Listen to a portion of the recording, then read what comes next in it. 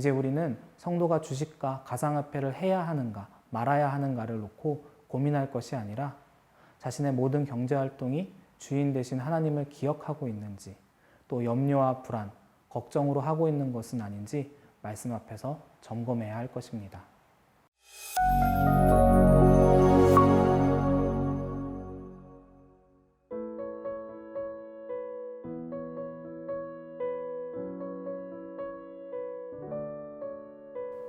작년부터 올해까지 재테크에 이토록 많은 관심이 쏠린 적은 없었습니다. 성별과 나이를 막론하고 모든 사람들의 관심이 주식과 가상화폐를 주목하고 있습니다. 그리고 성도들도 마찬가지입니다. 우리는 왜 주식과 코인에 관심을 둘까요? 그리고 성도들은 그것을 어떻게 대해야 할까요?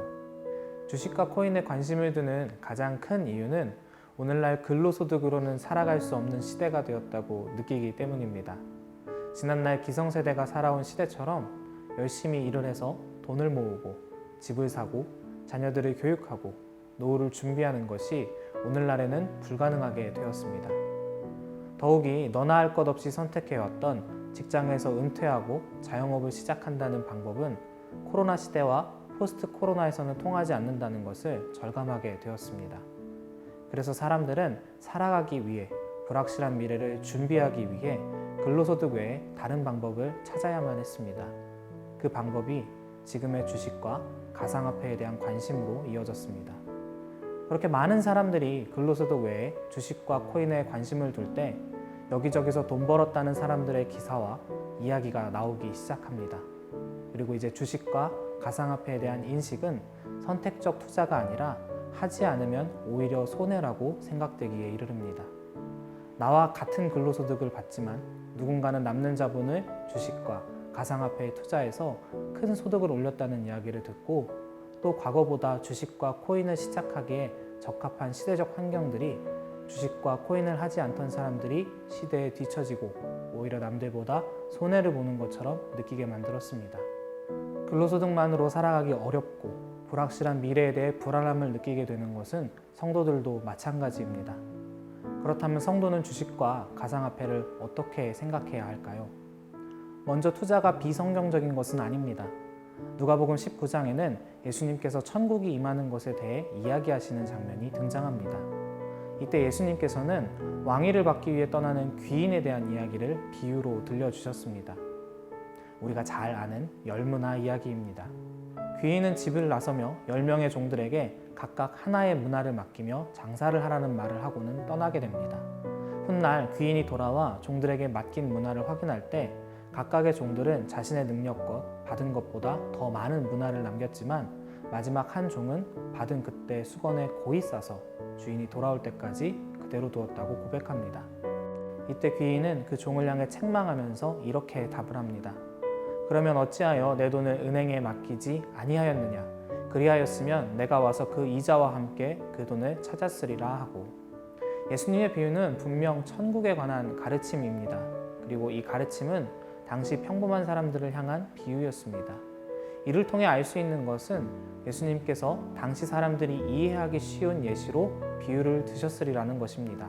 즉, 돈을 벌기 위해 장사하는 것이나 이자를 받기 위해 은행에 맡기는 행위가 당시에도 평범한 일이었고 예수님 또한 이런 행위들을 당신의 비유에 사용하심으로 긍정하신다는 것을 알 수 있습니다.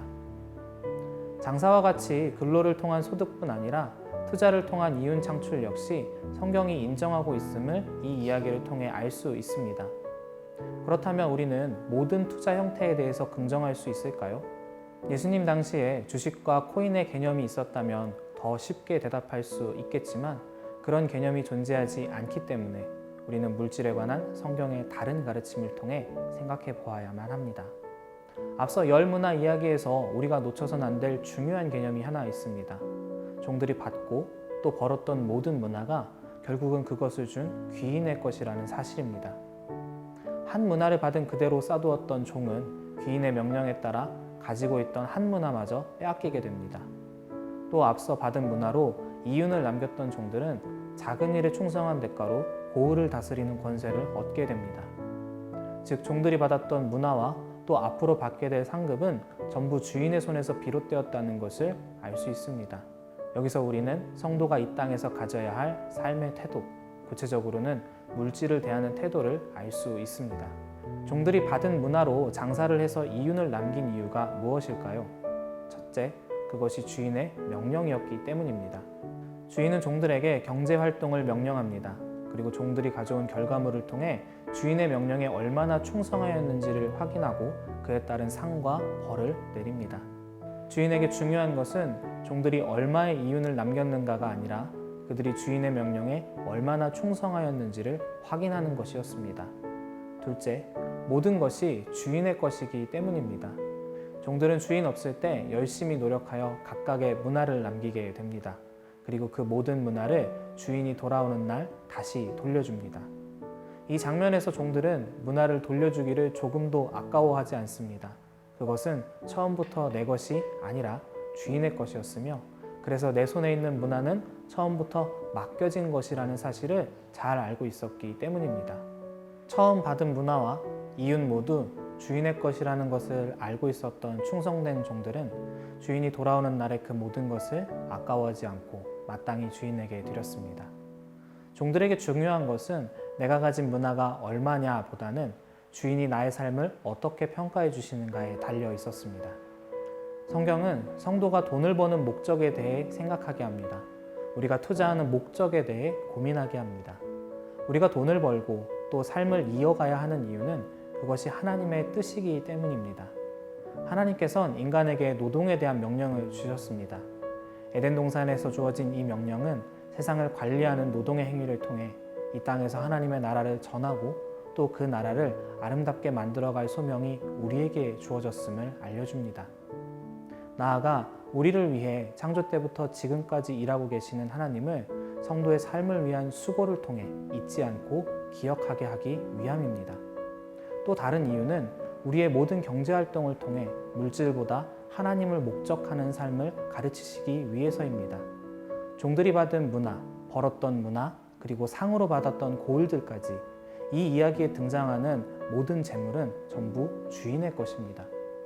성도는 하나님께서 모든 우주의 창조주이시며 그것을 다스리시는 주인이심을 고백하는 사람들입니다.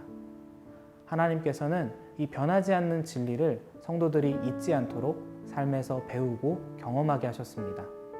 내 손에 있는 문화가 나의 것이 아니라 하나님께서 맡겨주신 것이라는 것을 잊지 않도록 언젠가 주님께서 다시 오실 날에 그것들을 확인하시고 되돌려 받으신다는 것을 말씀 속에서 가르치셨습니다. 우리는 흔히 내가 노력해서 번 것인데 왜 하나님의 것이라고 말하는지 이해하지 못할 때도 있습니다. 그래서 손에 준 것을 놓지 않으려 하거나 내가 일을 하고 더 많은 부를 창출하는 목적에 자신의 평안한 삶을 자리하게 하기도 합니다. 하지만 열 문화 이야기와 동일한 비유인 마태복음 25장의 달란트 비유에선 종들이 가진 재능에 맞게 달란트를 나누어 주었다는 말씀이 기록되어 있습니다.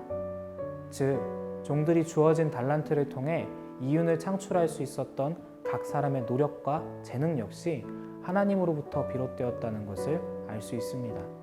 따라서 성도는 내가 가진 또 내가 가질 그리고 그 모든 것들을 가능하게 한 나의 재능 역시 하나님께로부터 비롯되었음을 깨닫고 모든 것의 주인이 내가 아닌 하나님이시라는 사실을 겸손하게 고백할 수 있어야 합니다. 그리고 하나님께서는 이 진리를 성도가 살면서 겪게 되는 많은 경제활동 속에서도 늘 기억하기를 원하셨습니다.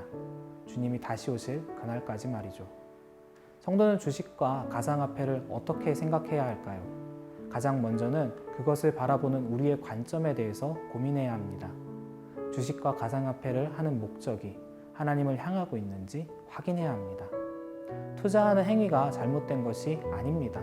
하지만 경제활동과 투자를 하면서 하나님의 나라를 세우라는 말씀과 모든 것의 주인 되신 하나님을 잊어버린 채 이루어지고 있다면 그것은 분명 하나님께 책망받을 만한 죄가 될 것입니다.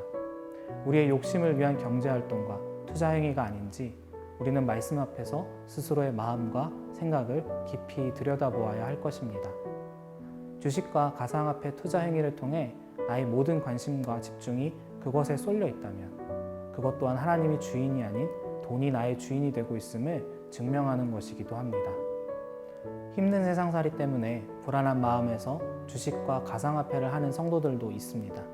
그러나 성도들은 자신의 불안한 마음이 어디서부터 비롯되었는지를 고민해야 합니다. 하나님께서 당신의 자녀들에게 주시는 마음은 불안이 아닌 평안입니다. 살아가기 위해 필요한 물질들을 놓고 고민하는 사람들에게 주님은 염려하지 말라고 말씀하시며 하늘의 새와 들의 백합화를 말씀하시며 누가 그것들을 책임지고 자라가게 하시는지를 생각하라고 위로하셨습니다. 우리의 믿음이 모든 만물을 다스리시는 하나님과 그 하나님께서 친히 우리의 아버지가 되어주기로 작정하셨다는 진리를 고백한다면 우리는 불안한 마음으로 살아갈 것이 아니라 확신과 기쁨을 누리며 살아가야 하지 않을까요? 이제 우리는 성도가 주식과 가상화폐를 해야 하는가 말아야 하는가를 놓고 고민할 것이 아니라 자신의 모든 경제활동이 주인 되신 하나님을 기억하고 있는지 또 염려와 불안, 걱정으로 하고 있는 것은 아닌지 말씀 앞에서 점검해야 할 것입니다.